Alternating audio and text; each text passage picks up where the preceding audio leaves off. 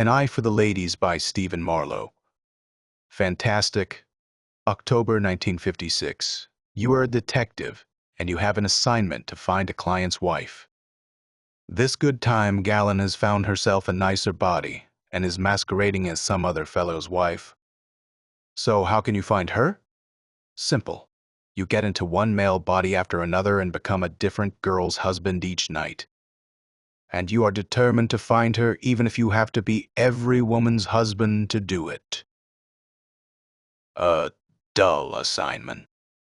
If you think so, read. He was a plump fellow and about the approximate dimensions of a penguin, and as stiffly dressed. Since I'd been an insurance investigator last week, but had become a private detective and since he was my first potential case, I was, needless to say, interested. It's my wife, he said. Your wife, I repeated, searching for but not finding some of the sharp pie dialogue I'd read in the books by Chandler, Evans, Marlowe, and others. You see, we're tourists from another planet. My name is XLPL. I just sat there.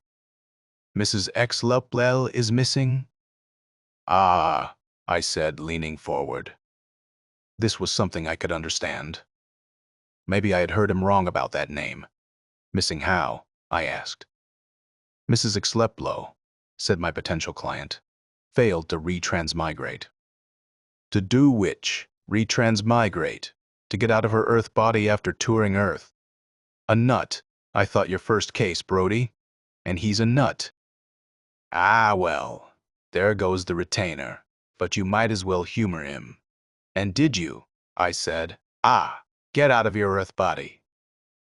Goodness, yes, said Mr. XLPL promptly, removing his jacket. You never saw an Earth man without shoulders, did you? He wasn't kidding. I gawked until he put the jacket back on. His neck slanted down gradually, widening as it went to the broad waist. He had no shoulders to speak of.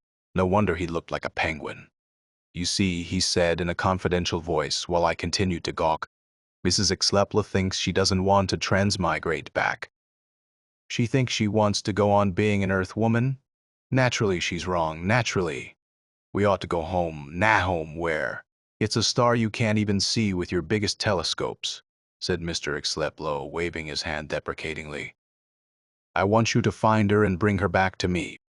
I can make her see the error of her ways and retransmigrate. I wondered how you went about finding an unretransmigrated Mrs. XLPL, but before I could open my mouth and say something bright, Mr. XLPL told me, you see, she disappeared in a busload of honeymooning brides who had been on a quiz program which each week interviews and gives prizes to the half-dozen or so prettiest new brides they can find. Now, as the expression goes, the honeymoon is over, and each bride is gone home. I have all their addresses. Mrs. XLPL is hiding in one of their bodies.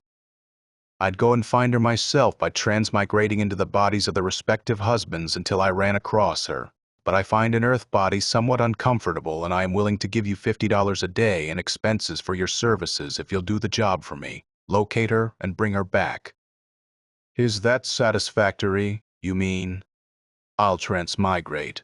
I'll get into the bodies of those 6 husbands of those 6 pretty new brides, like the husbands wear suits of clothing or something.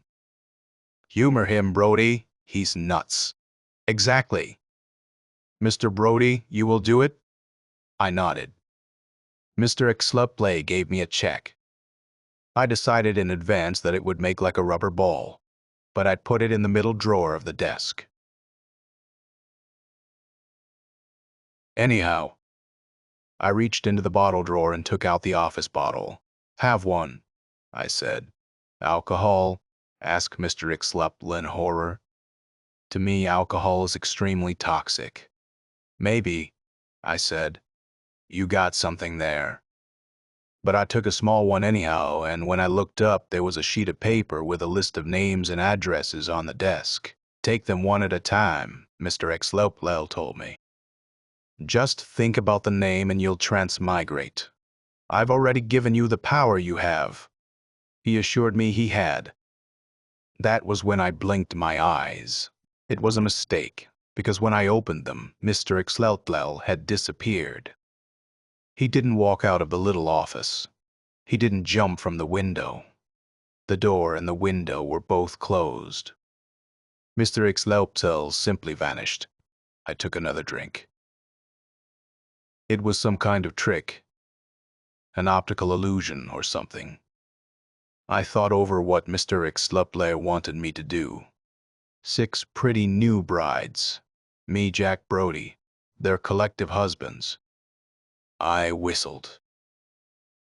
Well, that was what a private eye dreamed about in all the Shamus books. Unlimited access to beautiful women's boudoirs. I sighed. If only that XL Pell wasn't a nut, I thought. If only what he told me was possible. If only... I sighed again. Better call up one of the dames from your little black book, Brody. No use sighing over what can never be. But automatically I looked down at the list. Study the first name, XL Peel had said. I smiled at my own amazing credulity. Well, chalk it up to wishful thinking. The first name was Mrs. Hal Drummond, nee Janet Dawes. I thought of the Drummonds and their address, which was in San Francisco, almost 3,000 miles from here. Something buzzed in my ears, louder and louder. The buzzing became a hissing sound. I couldn't place it at first. Then I realized it was the sound a shower makes in the next room. I looked around. A second ago, I'd been in my office. In New York. Now I was sitting on a bed. There was a newspaper alongside me. I did a double take. It was the San Francisco Chronicle. A gag. I thought it had to be a gag. I got up. I was wearing a bathrobe and slippers. I passed a dresser with a mirror on top. This time I gaped. There was a tall, dark guy standing there in the mirror staring back at me. I had nothing against him. Only, he wasn't Jack Brody. That is, he was me. But I wasn't who I'd been a couple of seconds ago. I felt weak. I sat down on the bed again. There were 2 doors in the room. Besides the closets, one led out to a hallway. The other was closed. From behind it came the hissing of a shower. Suddenly a girl started to sing in there. She had a nice voice.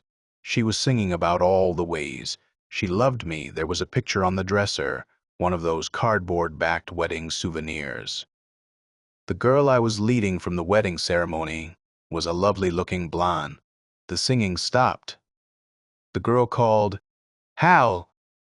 Hal, honey, will you come in and scrub my back, please?" I looked in the mirror. The guy looking back at me had a very pale face. He'd been tan a moment ago. My mind was whirling with happy but stage-struck thoughts. Just like Don Juan, I thought. Only Don Juan had to go out over balconies and things. Me? I could get away with it. "Come on, Hal, honey," the girl called again.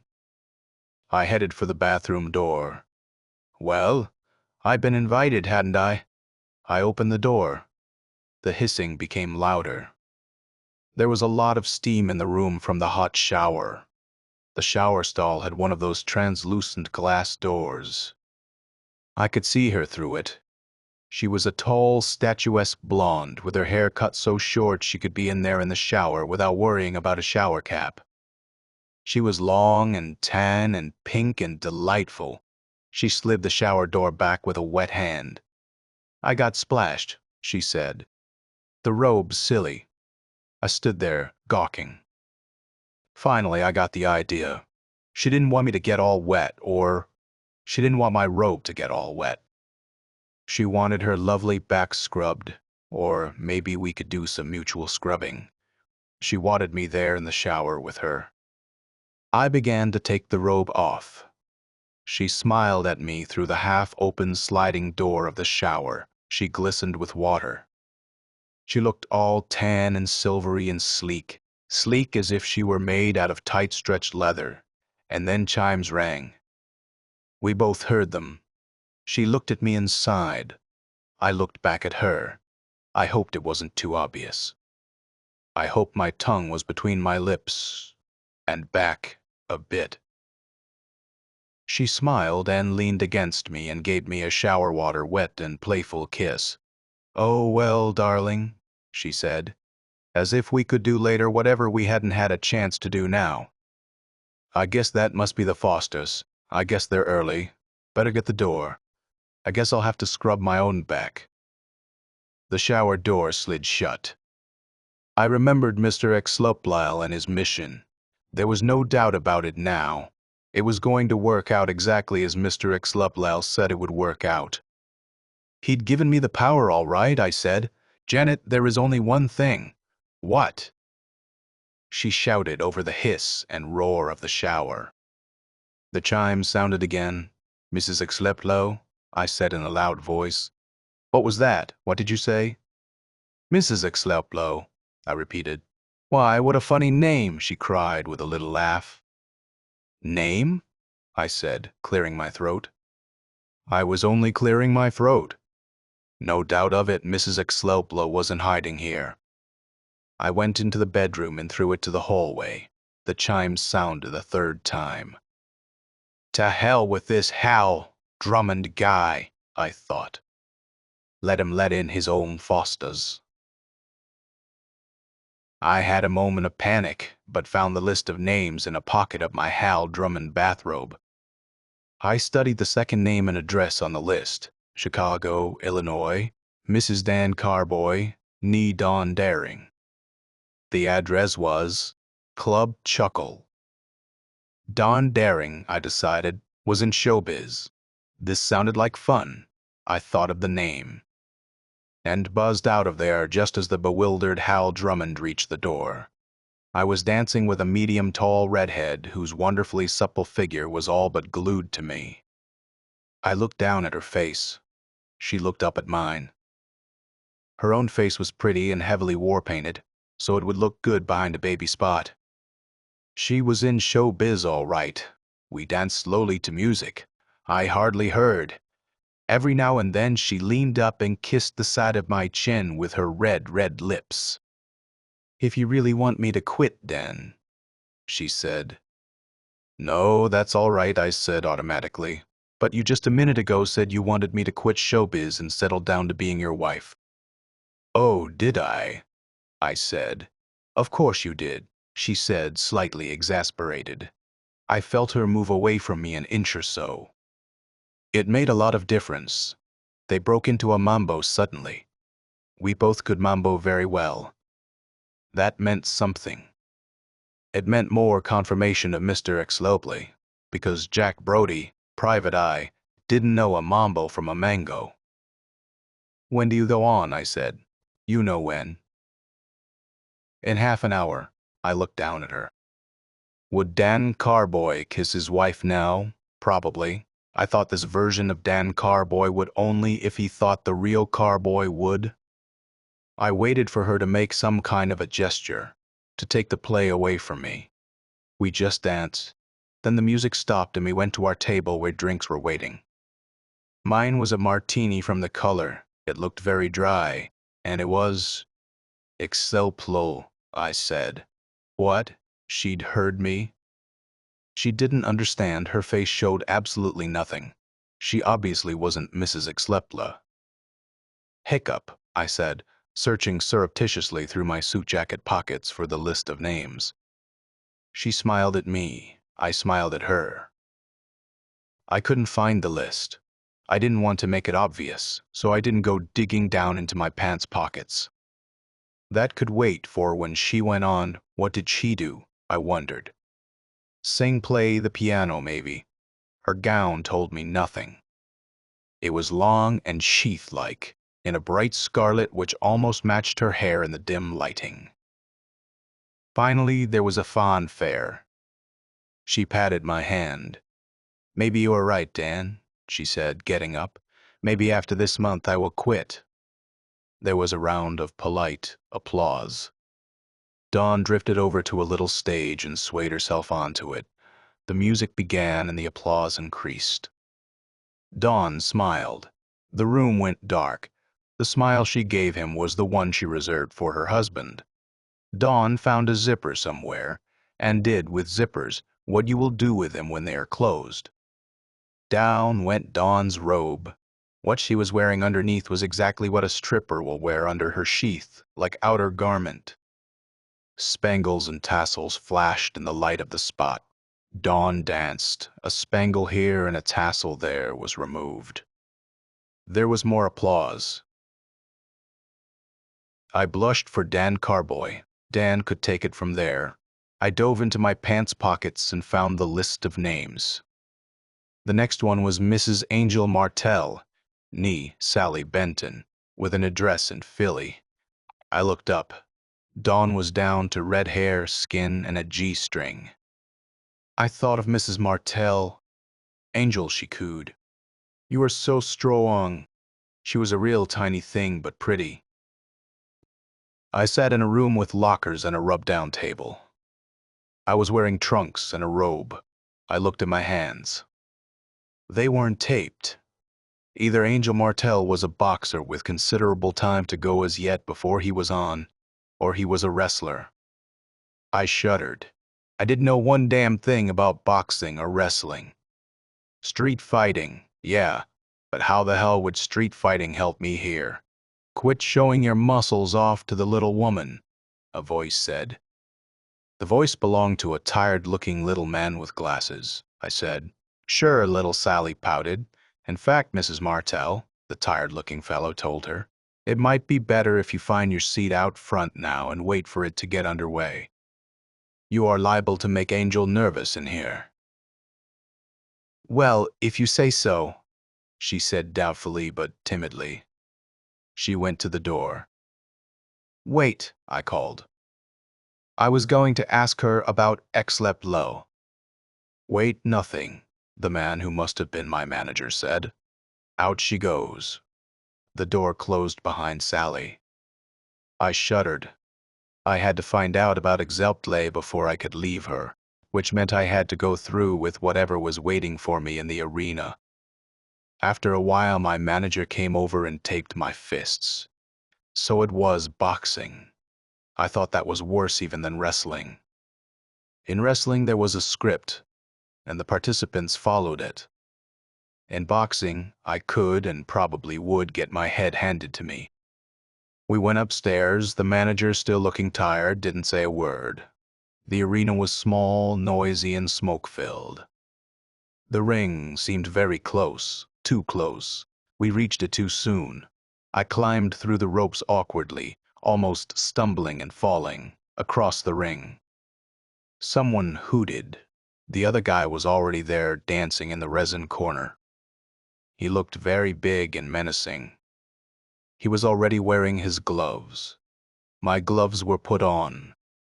There was a bell, and some fighters in street clothes were trotted out to show off their padded muscles.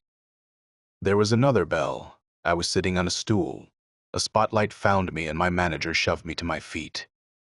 I lumbered to the center of the ring and heard a booming voice declaim, In this corner, that ever-popular slugger from the Bronx, New York, weighing 205 pounds and undefeated in his last 6 thrilling contests with a record of 15 knockouts in the last 2 years, Angel Martell. There was polite applause. I drifted back to my corner. I wondered where Sally was sitting. If I could just ask her about Exlep before this thing got started. But I couldn't see her out there anyplace, the announcer continued. This corner, the undefeated heavyweight from our own Philadelphia, Pennsylvania, who has knocked out all but 2 of his opponents in 21 stellar clashes here in this arena, and elsewhere, Mickey Magoon. Magoon came out looking flashy and dancing and raising one hand in the victory sign. I looked around desperately for Sally. Maybe I'd seen her, I thought, shuddering. Maybe I'd forgotten what she looked like. The referee gave us our instructions. We went back to our corners. A whistle sounded. My manager rubbed my back. A bell clanged, and something propelled me toward the charging Magoon. I put up my hands. Magoon danced around me cautiously. He jabbed, and it didn't look like much, but my head went shooting back and something made a noise in my neck. He jabbed again. He jabbed a third time. Then the jabs got blurry. I thought they would take my head clean off. I clinched. The referee got us apart. Magoon came after me with that jab.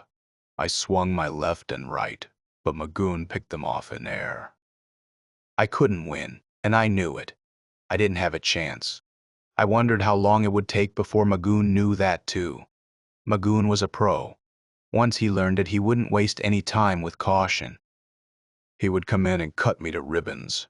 I'd be all right if I could keep him cautious, respectful, until I could find out what I had to about Sally, and then look at the next address and give Angel Martell back his body. The next address. But the list wasn't here. How could the list be in my boxer shorts? The bathrobe, I wondered. I turned around to look at my corner. Something clobbered my head, and the next thing I knew I was on my face on the canvas.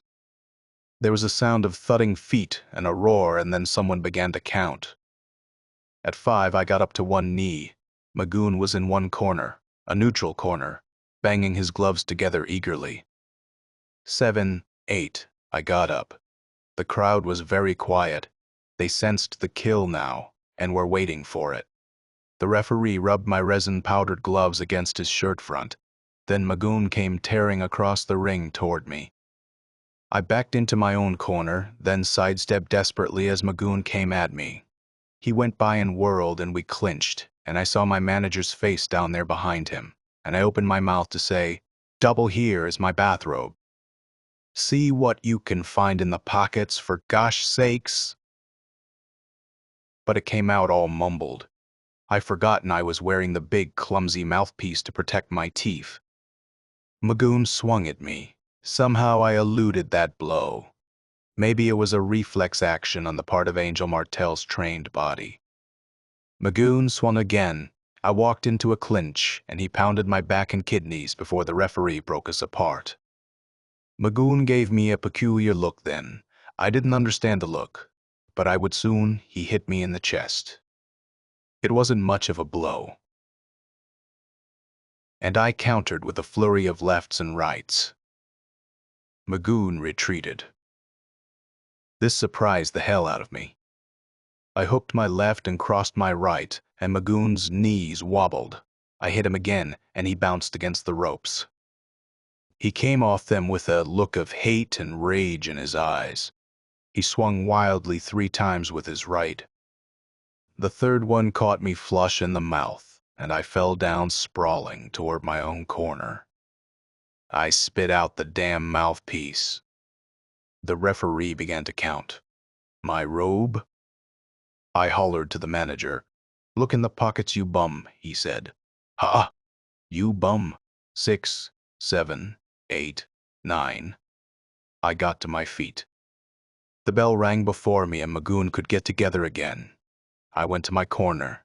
Suddenly behind my manager I saw Sally's worried face. "You all right, honey?" she asked as I sat down. Someone squeezed a sponge of ice, cold water over my head. It made me shiver. Something was passed under my nose with a strong smell. I gagged. "You rat," said the manager. "You want to get us all killed. What the devil's eating you?" I asked. I was taking the punishment out there, not him. "Ha ha ha," he said. "Number tell me. Tell you. You know damn well you was supposed to go into the tank, to take a dive in the very first round. We got paid for it. We're gonna get paid a different way now, boy. Are you all right?" Sally asked. Mrs. Exleplo. I said in a low voice. I never thought it would be Sally, but she whimpered. "Oh, you found me. You found me." She sounded at once excited and disappointed. "I am not your husband," I said, "but I am taking you back to him. I don't want to go back." "Think about it. You ought to go back. He wants you back. What are you two talking about?" The manager shouted. "I don't know what to say. Mrs. Exleplo told me. It's happened before, hasn't it, but you always went back." "That's true. I, well, I guess you were right. Just then the warning whistle sounded. I looked across the ring at Magoon. The manager said, "At least dive in this round, you louse. Maybe they'll only let us off with a warning." I didn't say anything. A fixed fight, I thought. I felt pretty good now, as if the tricks learned by Martel had gone into the storehouse of his muscular knowledge, along with walking and running and talking and how to hold a spoon, and were coming out now for my own use. "Don't forget," the manager pleaded. "You promised before the fight. Gee, this wouldn't be the first one you dumped for money." Martel, I thought. You are some athlete. Suddenly, I didn't like the body I was occupying, but I liked the man across the ring even less. It was a fast and furious round. Magoon came out swinging from the bell. I felt my legs go wobbly. I was driven back into the ropes. I took a lot of punishment around the head and upper body. Then Magoon shifted his attack to the waist. I came in over it with a flurry of my own at his face. He backed up. I followed him. He caught me with a looping right coming in, and I went down to one knee. I rested there, taking a count of 9. I felt almost like a pro now, and if this Magoon had an unblemished record, I found myself thinking quite calmly it was because other guys had gone into the tank for him. Oh, he was competent enough, but he wasn't another Marciano, or even close. I got up at 9. Magoon thought he had me. He came in with his hands low, ready to bring them up from his belt and finish me. The crowd was silent, waiting. I blocked a vicious right cross with my left glove. I swung my own right and it hit Magoon below the ear. I hooked my left at his other cheek. I brought the left down low, striking just under Magoon's heart. He spit his mouthpiece out. I hooked my left again and crossed my right. He swung back at me feebly. The crowd was roaring. I brought my right uppercutting at his jaw. His feet left the canvas, and his whole body sank down on it, not falling but slowly, as if it were being lowered on strings. He was counted out. The crowd screamed. The tired-looking manager held up my hand. He said nothing. We went back to the dressing room through throngs of well-wishers. They let little Sally come with us. The door of the dressing room closed behind us. 2 grim-looking characters were in there. They jerked their thumbs toward the door as if they were a team. The manager gulped and got out. I looked at Sally. Sally looked at me. "You crossed us, Angel," one of the men said. Martel had crossed them all right. I could get out of this and leave Martel to take his medicine. But they'd beat him to a pulp before he knew what was happening. He was a rat, I thought, and he deserved what he got. But the least I could do was give him a little head start. Then he could take it from there.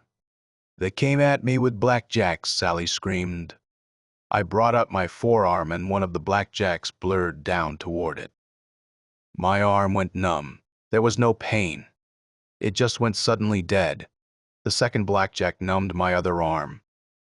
They were very good at it. All right.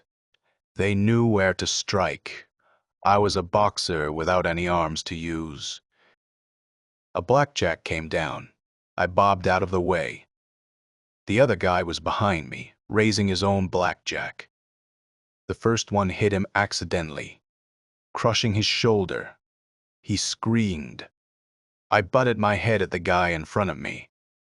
It took the wind out of him. As he slumped, I leaned over him and brought up my knee, and it made a loud clicking sound as it struck his jaw and drove his teeth together. He fell down and he lay there. The second guy was better now. He came at me with the blackjack. I backed off toward the rub-down table. My arms were beginning to tingle. I thought I might be able to use them if I had to. I leaned back on the rub-down table, getting set to meet the blow. He lunged at me and I brought up my foot, smashing it against his chest. He staggered back. Sally stood to one side, her face white, her hand at her throat. I followed the guy with the blackjack. He swung at me. He looked scared now. I ducked inside the blow and brought up my tingling right fist in a short, chopping blow. It threw his head back. He turned with a little whimper and got the hell out of there. His friend was still unconscious. "Well, Mrs. Exlepla," I said, "shall we go?" "I guess so. You were so strong, even stronger than the real Martel. You were wonderful, really, you were." She was small, but very pretty. She had a funny look in her eyes. "That's what I like about Earthmen," she said. "They're so strong, they're so virile." She took my hand. We concentrated on getting out of there when I saw Mrs. Exlow again. She wasn't little Sally. She was a shoulderless, almost human, penguin-like creature from somewhere. "So strong, so virile," she said again. That look was in her new eyes. It was a living room. I wished to hell Exlow would come. I didn't like that look. I knew what she wanted. I wasn't buying now. I'd had enough for one day with almost scrubbing beautiful backs and watching strippers perform and almost getting clobbered and then having Mrs. Exlepel look at me that way, her eyes saying she wanted one final fling on Earth in the person of a private eye named Brody, and she wasn't going to give up easily. She moved toward me, then stopped and looked down at herself. "It wouldn't be much fun with this me." She made a hopeless gesture. I wanted to be polite, but it was fun while it lasted. "Yes, maybe there is some way we could do it again, just once more before I go back." Her offer was tempting. I had to admit that, but things were different now. What was over, and she had to understand. "No, no," I said. "You'll be happy back where you belong." Her eyes flashed anger. "I belong here, with you. We can do it again. Excel Blal," I called. "Hey, Excel!" He came in. He went over to his wife. She sighed, looking disappointed. "You are going back now?" I asked Excel as he paid me. "Yes, and I have a souvenir." I went outside. In the hall were 2 valises and something else. Excel had the right idea. He'd be able to keep his wife happy at home henceforth. The something else was a set of barbels and of an eye for the ladies by Stephen Marlowe.